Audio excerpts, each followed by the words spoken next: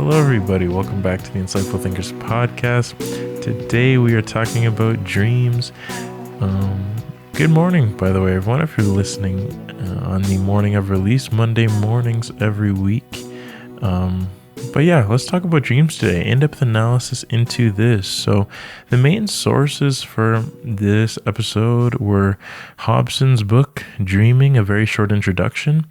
For the people who have been listening to the recent podcast, you know these very short introductions have been a good way for me to kind of get my bearings as I prepare for these episodes. And I'm going to start to include these in suggested readings or further reading, because that's what I'm reading to generate these episodes. So if you just want to read more in depth into these things, you can just go to some of these sources that I've used in this episode. The other one was Matthew Walker's Why We Sleep, The Power of Sleep and Dreams.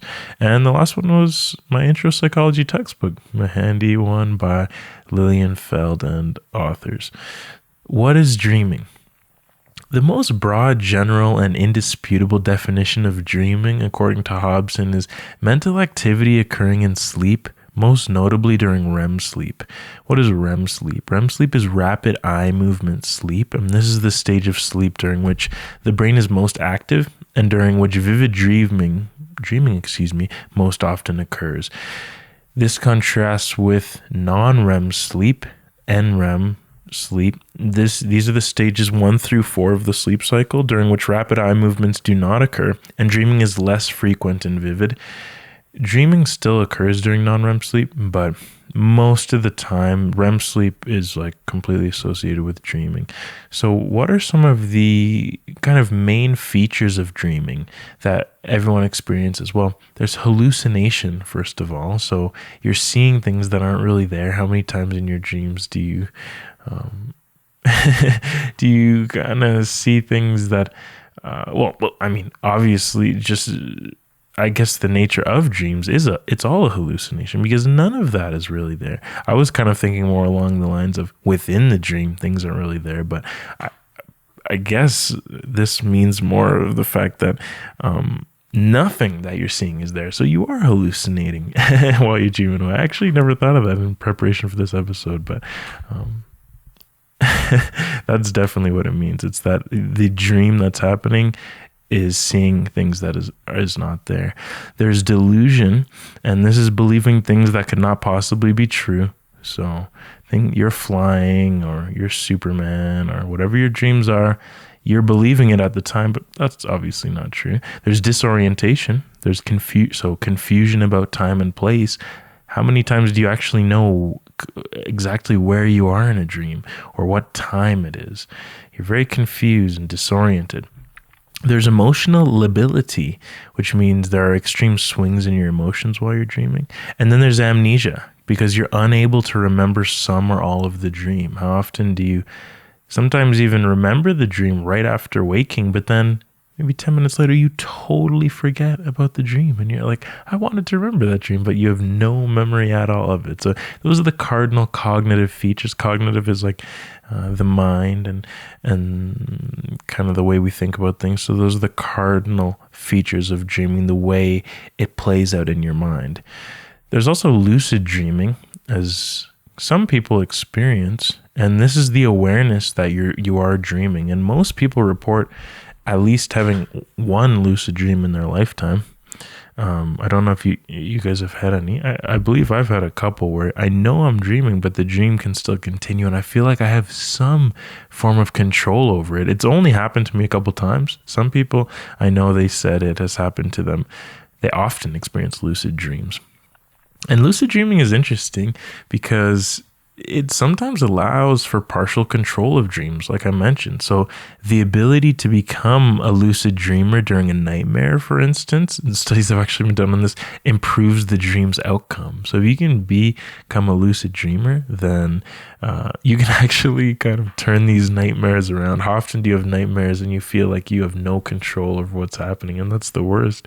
And then you wake up, you take kind of that deep breath and realize it was a dream. But if you are if you're able to lucid dream through that, you can control that in a way. So that's interesting. And I didn't actually include, there are ways you can learn to become a lucid dreamer a little bit better, but that was not in the literature that I read leading up to this episode, so I won't include that here. But you may find that interesting. Does everybody dream? Is a question we all have.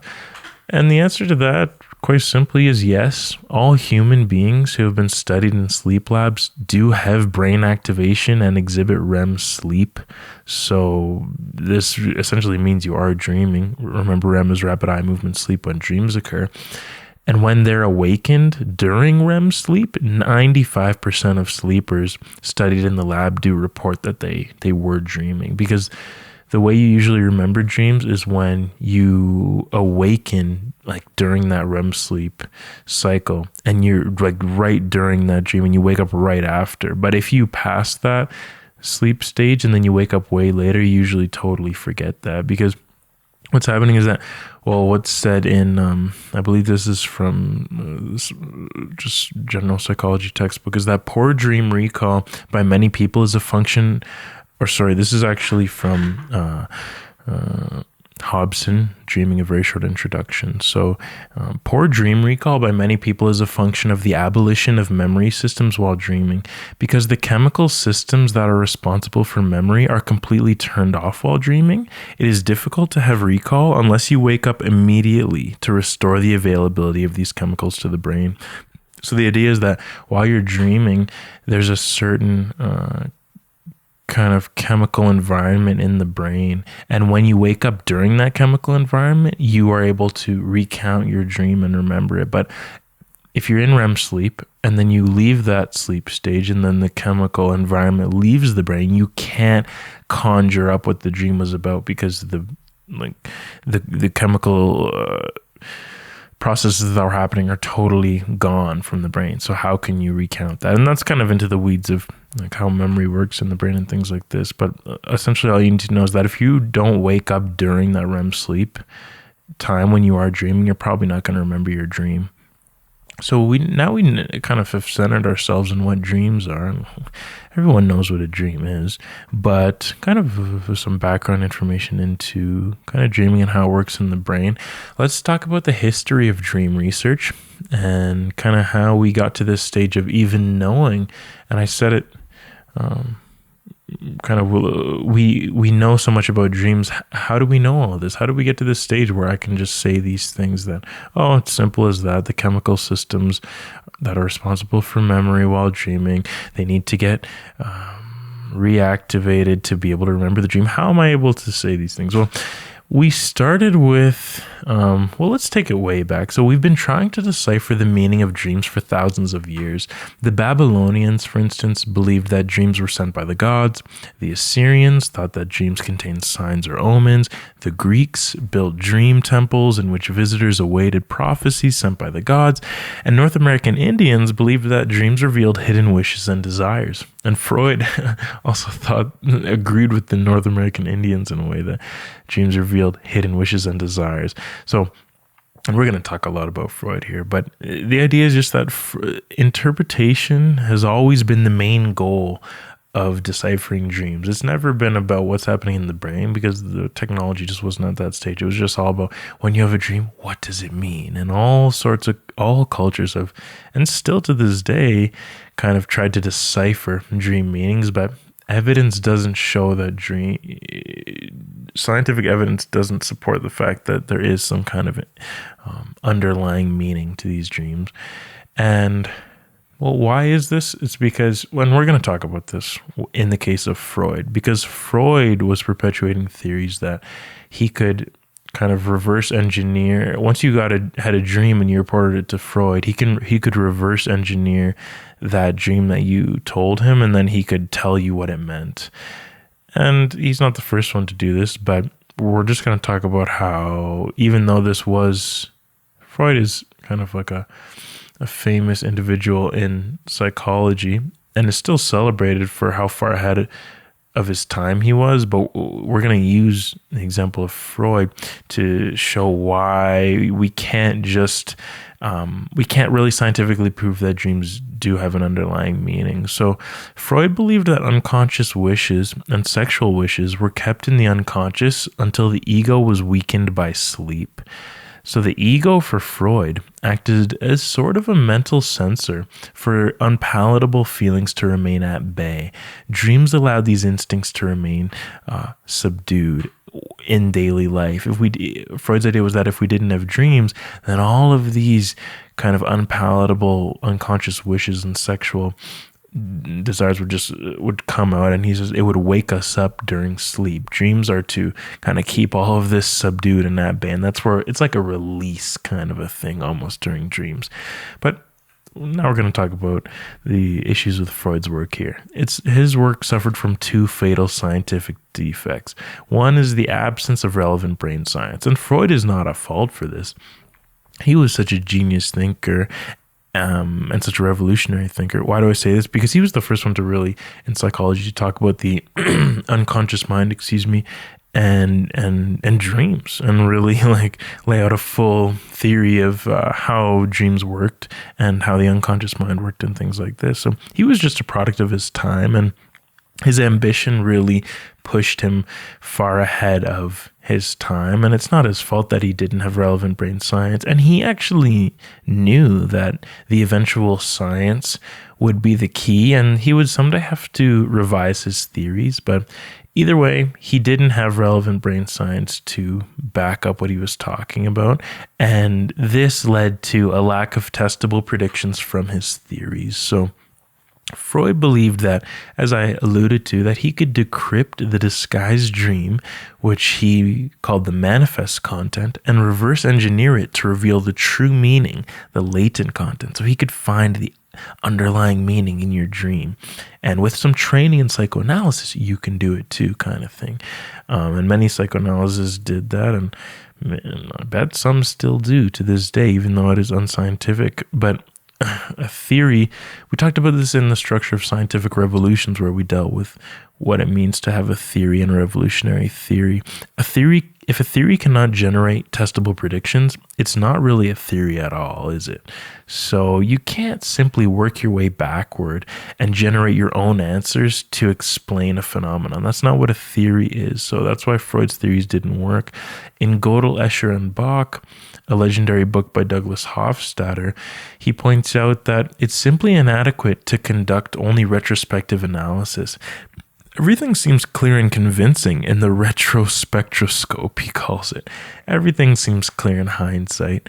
And that is not, that's not how a theory can operate and be called a good theory if you're just going to go backwards. You would have to be able to take the latent content, the underlying thing, and be able to make predictions based off that rather than reverse engineering it like Freud did. So that's where Freud was making mistakes with his theory and why it was unscientific. So in the end, any theory can't be proven right. If it can't be proven right or wrong, it's going to be abandoned by science, as Freud's was. So I don't want to discount Freud's influence on psychology, but just in the case of the dreams in this context, we have to kind of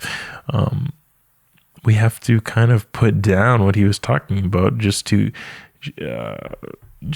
kind of affirm that we can't really prove that there's an underlying meaning to dreams. So what did Freud get right? Let's turn it around here for Freud. So his discussions of dreams did correctly emphasize that they are primitive and emotional in character. He definitely got that right in his talk about feelings and how primitive the feelings you experience are when you dream, because now science has come around to show us that dreams do indeed often contain themes of instinctual urges such as sex, aggression, fear, anxiety, panic, and escape.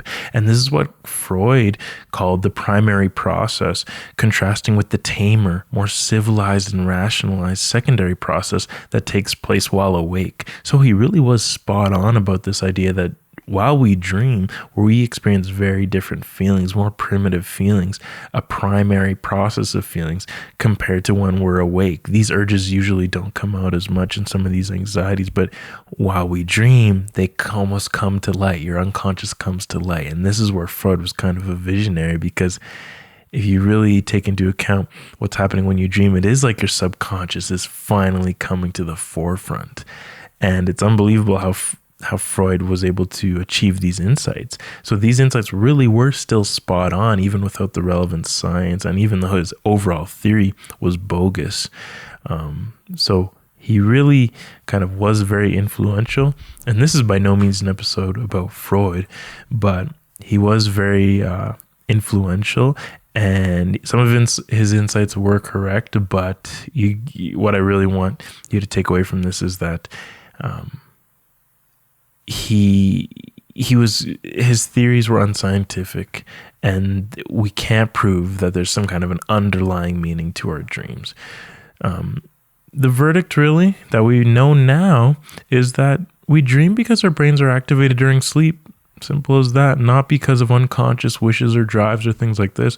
And that takes us to the Hobson and McCarley activation synthesis theory, where they say that dreams reflect brain activation in sleep rather than a repressed unconscious wish, as Freud claimed. So far from having deep universal meaning, dreams just really reflect the brain's attempt to make sense of random signals during REM sleep. Your brain is basically dealing with all these random signals, and then what's happening, according to the activation synthesis theory that is widely accepted now, is that your mind is just trying to make sense of this random signaling, essentially. So the pons in the brain transmits random signals to the thalamus in the brain, which relays information to the forebrain of the cerebral cortex. The forebrain then attempts to create a story from the incomplete information it receives. It doesn't get concrete information like it does while you're awake. It's more incomplete. And then the story that your forebrain tries to weave together is what we experience as a dream. This is why dreams contain a bewildering combination of scenes and people, really, because it's just such a hodgepodge of information that your brain is trying to deal with. But how did we jump from Freud's ideas, which were, I guess that would be, just about a century ago now, and the activation synthesis theory that is more neuroscientific? Well, it started with electrophysiology in the early 1900s when Adolf Berger succeeded in recording brainwaves from the surface of his patients' heads using an amplification and recording device that came to be known as the electroencephalograph, or EEG. The EEG provided an objective tool for assessing dynamic brain activity. It was the first real tool where we could assess that there were brain waves and there was brain activity going on. It didn't give us very good spatial resolution. We didn't know where the brain activity was happening, but we knew there was some kind of brain activity happening during dreams due to the research from Adolf Berger. So using the EEG and other technologies as well, then Aserinsky and Kleitman then made their 1953 discovery of REM sleep specifically. So by going far beyond the spatial, basically what's happening is that the EEG is it's giving researchers like Aserinsky and Kleitman the signals, and they're able to read that, okay, during REM sleep, the signals are different than during different periods of the night. And that's how they were able to determine this rapid eye movement sleep phase. And then eventually as technology progressed, we did get better spatial resolution because these initial researchers just saw the waves. But now with PET scans and fMRIs, we can actually track blood flow to different areas of the brain. And this is when we can really get down to like things like the activation synthesis theory, where we know what different areas are doing and how different areas are communicating to one another during dreams. let's talk about the neurophysiological mechanisms of sleep that have been illuminated by these findings with fMRI and PET scans and things like this, with high spatial acuity to be able to see where brain activity is happening in the night. Well, what's happening chemically in the brain during dreams is that the serotonin and the noradrenaline receptors become shut off completely during REM sleep. And these systems are strongly implicated in the functions such as attention, reasoning, memory, and reflective thought that are lost in dreaming. So it's simple as this. If you shut down brain mechanisms that support reflective thought, memory, and attention during dreaming, you'll lose the ability to do those things. So as soon as you shut down those serotonin and noradrenaline receptors, that allow you to reason correctly while you're awake and remember things and have self-reflective thought. If you shut those down during a dream, which is what happens while dreaming, you lose the ability to do those things. And that explains this unreasonable, foggy nature of dreams that happens without any reflection of what's happening during the dream. You're just going along during your dream and you don't even really understand what's happening, but you still kind of just, you're along for the ride. And that's happening because the serotonin and noradrenaline receptors are shut down. There's also an increase in activation of regions in the brain associated with hallucinatory perception. So kind of similar to if you shut down brain areas that allow you to do kind of logical thought. If you increase activation in areas that cause hallucination, look what's going to happen. You're going to hallucinate. Then we go back to there's a decrease in the activation of an area of the brain known as the dorsolateral prefrontal cortex, the DLPFC. And this is implicated in memory, self-reflection, and directed thought. Kind of as I mentioned, if you shut down this brain area that allows you to do these functions that happen while you're awake, like remembering things and reflect about things and actually try to understand what's happening. If you shut those areas down while dreaming, nothing's going to be very logical while you're dreaming. So that's what's happening. There's also another brain area called the amygdala, and that area is 30% more active during REM sleep.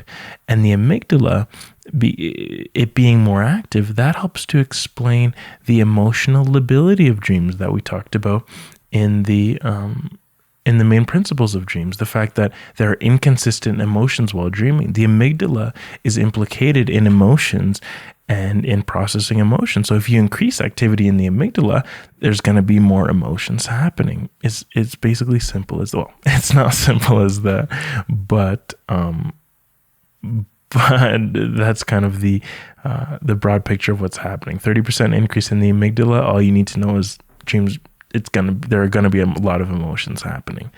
Well, why do we dream though? This is all cool and good. And now kind of we understand what's happening in the brain while we dream, but why does this even happen in the first place, you may wonder? And unfortunately, I have to tell you guys that we still don't know for sure. We really don't know at all, because there are 5-6 things that I'm going to tell you right now of what different groups of scientists think the reason is why we dream, and everyone has their different ideas about it, and it may be a mix of some of these things, but these are some of the things scientists think may be the reason we dream. So it could be that we're processing emotional memories. It could be that we're integrating new experiences with established memories to make sense of and create visual realities of the world. It could be that we're learning new strategies and ways of doing things. It could be that we're simulating threatening events so we can better cope with them in everyday life. It could be that we're reorganizing and consolidating memories. And that's it there. So the idea is that we just don't know.